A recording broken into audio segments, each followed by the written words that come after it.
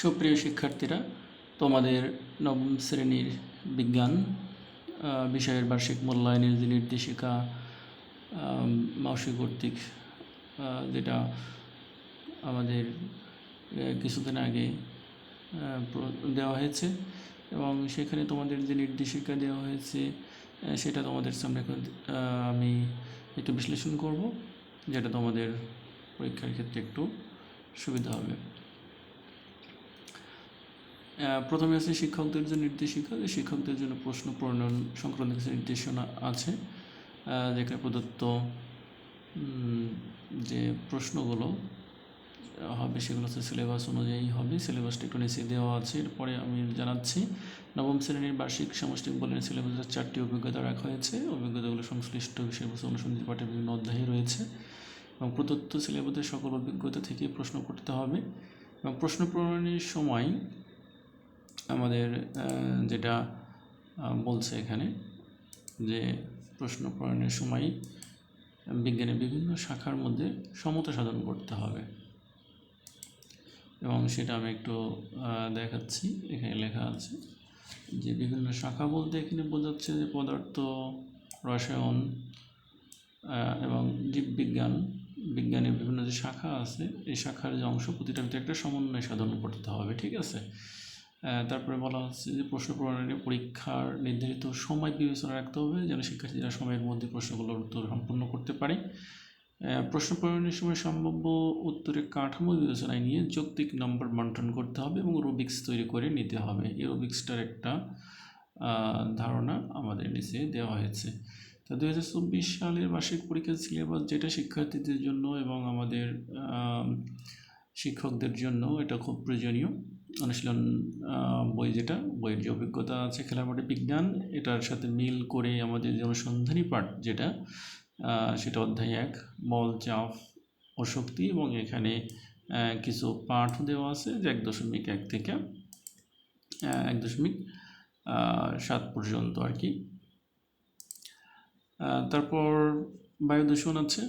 বায়ু দূষণ থেকে দেখা যাচ্ছে যে এখানে প্রায় 4টা অধ্যায় অনুসন্ধানী থেকে দেওয়া হয়েছে।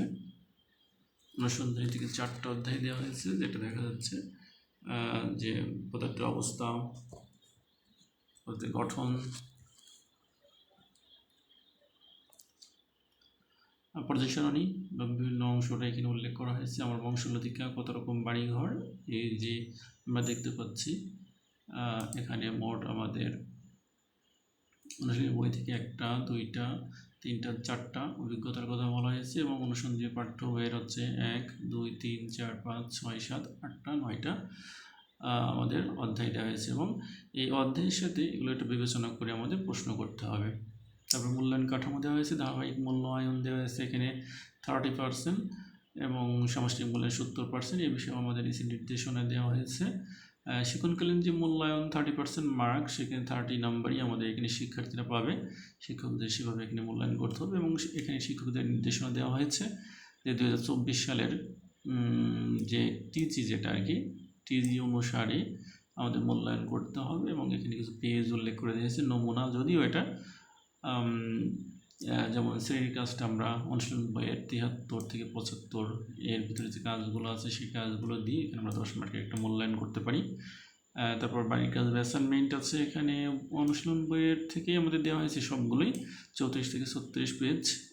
এখানেও আমাদের একটা 10 মার্কের মূল্যায়ন আছে। এরপর ব্যবহারিক কাজ আছে এখানে আমাদের অনুশীলন বই 43 থেকে 47, যেটা ডিএনএর ক্ষেত্রে আছে, এটা আপনারা সবাই জানেন।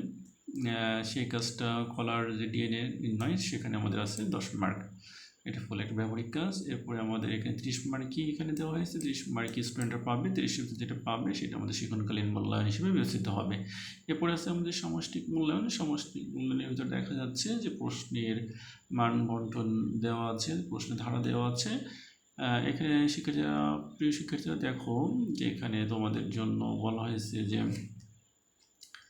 বহু নির্বাচনী থাকবে 15টার উত্তর দিতে হবে। এখানে আমাদের 1 করে মার্ক, 15 মার্ক।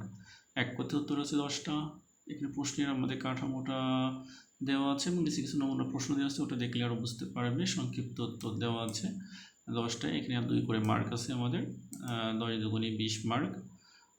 আর এখানে রচনামূলক আছে বিহীন বলছে, দৃশ্যপট বিহীন বলতে বোঝাতে যাচ্ছে যে এখানে কোনো উদ্দীপক থাকবে না, উদ্দীপক ছাড়াই প্রশ্ন করা হবে।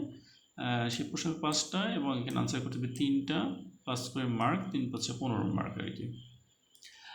আর উপরের যে 3টা আইটেম আমরা বহুনির্বাচনী, এক কথায় প্রকাশ বা সংক্ষিপ্ত, এখানে কোনো অপশন থাকবে না।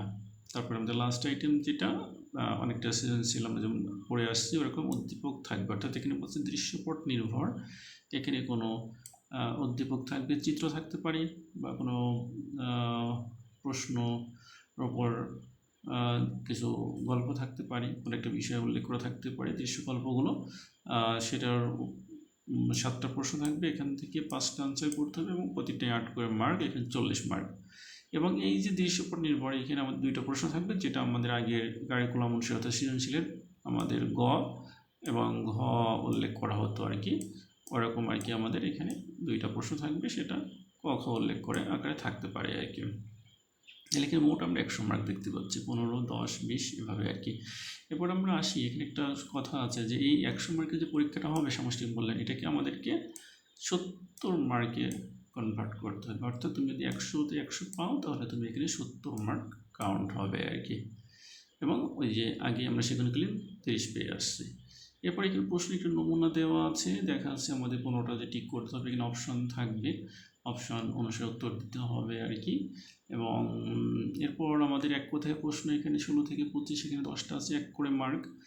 তারপরে সংক্ষিপ্ত আছে এখানে 1 থেকে 10টা, যেটা 2 করে মার্ক, যেটা আমরা অনুধাবন বলে আসছি, ওই জাতীয় প্রশ্ন। এরপর দৃশ্যপটবিহীন, যেমন এখানে আছে একটা প্রশ্ন দেওয়া আছে, ক্যালোরিমিটার মূলনীতি উল্লেখপূর্বক চিত্রসহ বৈজ্ঞানিক যুগলের পরীক্ষণ বা ফলাফল বিশ্লেষণ করা। এরপর মার্কটা ভাগ ভাগ করা থাকবে, যেভাবে লিখবে স্টুডেন্টরা সেভাবেই ঠিক নাম্বারটা পাবে। তারপর বোরের পরমাণু মডেলের বৈশিষ্ট্য এখানেও ভাগ করা আছে, বোরের পরমাণু মডেলের সীমাবদ্ধতা ভাগ করা আছে। এভাবে সরাসরি দৃশ্যপট ছাড়া যে প্রশ্ন, অর্থাৎ উদ্দীপকবিহীন যে প্রশ্ন, এখানে 5টা প্রশ্ন থাকবে, এখান থেকে 3টা প্রশ্নের আনসার করতে হবে, ঠিক আছে। এরপর দৃশ্যপট নির্ভর, যেটা আমরা ঘ বিভাগ বলা হচ্ছে, অর্থাৎ উদ্দীপক থাকবে, যে দৃশ্যপট নির্ভর উদ্দীপক থাকবে, এখান থেকে আমাদের 7টা প্রশ্ন থাকবে এবং এখানে আমাদের আনসার করতে হবে 5টা, এবং প্রতিটা প্রশ্নের মার্ক হচ্ছে 8 করে, অর্থাৎ 5টা 40 মার্ক। এখানে যেমন একটা উদ্দীপক আছে, ঠিক আগে তোমরা যে সৃজনশীলটা করে আসছো ওরকম একটা উদ্দীপক দেওয়া আছে, এবং উদ্দীপকের নির্ভর উদ্দীপকের উপরে কি ক খ আকারে 2টা প্রশ্ন আছে, যেটা আমরা গ ঘ বলছি। যেমন এই যে 4 মার্ক 4 মার্ক, যেখানে আগে 3 ছিল 4 ছিল, এখন 4 4। এবং এটা চেঞ্জ হতে পারে, অনেক সময় 1 3 থাকতে পারে, 5 3 থাকতে পারে। এখানে যেমন একটা পরবর্তী প্রশ্ন দেখাচ্ছে যে উদ্দীপক আছে এবং এই প্রশ্নকে মার্কে 1 + 2 3 মার্কে দেওয়া হয়েছে, একটা প্রশ্নে 5 মার্ক দেওয়া হয়েছে, কথায় একটা প্রশ্নে টোটাল 8 মার্ক থাকবে আর কি, 2টা করে ভাগ করে। এরকম একটা চিত্র থাকতে পারে, এখানে এরকম 4 4 দেওয়া হয়েছে, ঠিক এভাবেই স্যাম্পল কোশ্চেন দেওয়া হয়েছে। তারপর এখন প্রশ্নের রুবিক্স অনুসারে কীভাবে টিচাররা নাম্বার দিবে সেখানে একটা বিষয় নির্দেশন দেওয়া হয়েছে এখানে, যে শিক্ষার্থীদের খাতা যখন আমরা যাচাই করব তখন কীভাবে করব, যদি উত্তরটা অপ্রাসঙ্গিক হয় তাহলে আমাদের নাম্বার বলছে 0, আর যদি সঠিক সূত্রটি লিখতে পারে তার জন্য 1 মার্ক পাবে। তারপর সঠিক সূত্র লিখে প্রেক্ষাপট থেকে যদি সঠিক তথ্য চিহ্নিত করতে পারে তাহলে 2 মার্ক পাবে। আর সঠিক সূত্র লিখে প্রেক্ষাপট থেকে সঠিক তথ্য চিহ্নিত করে সঠিকভাবে হিসাব সম্পন্ন করতে পারলে 3 মার্ক পাবে। আর যদি সঠিক সূত্র লিখে প্রেক্ষাপট থেকে সঠিক তথ্য চিহ্নিতকরণ করব, সঠিক হিসাব করে যৌক্তিক বিশ্লেষণ করতে পারে তাহলে সে 4 মার্ক পাবে। অর্থাৎ একটা প্রশ্নে যে 4 মার্ক পাবে সে, এই 4 মার্কটা পাওয়ার আপনার ক্যাটাগরি দেওয়া হয়েছে, যে কী লিখলে সে 1 পাবে, কী লিখলে সে 2 পাবে, কী লিখলে সে 3, কী লিখলে 4, অথবা কী লিখলে সে 0 পেতে পারে, সেই বিষয়ে একটা নির্দেশনা দেওয়া হয়েছে।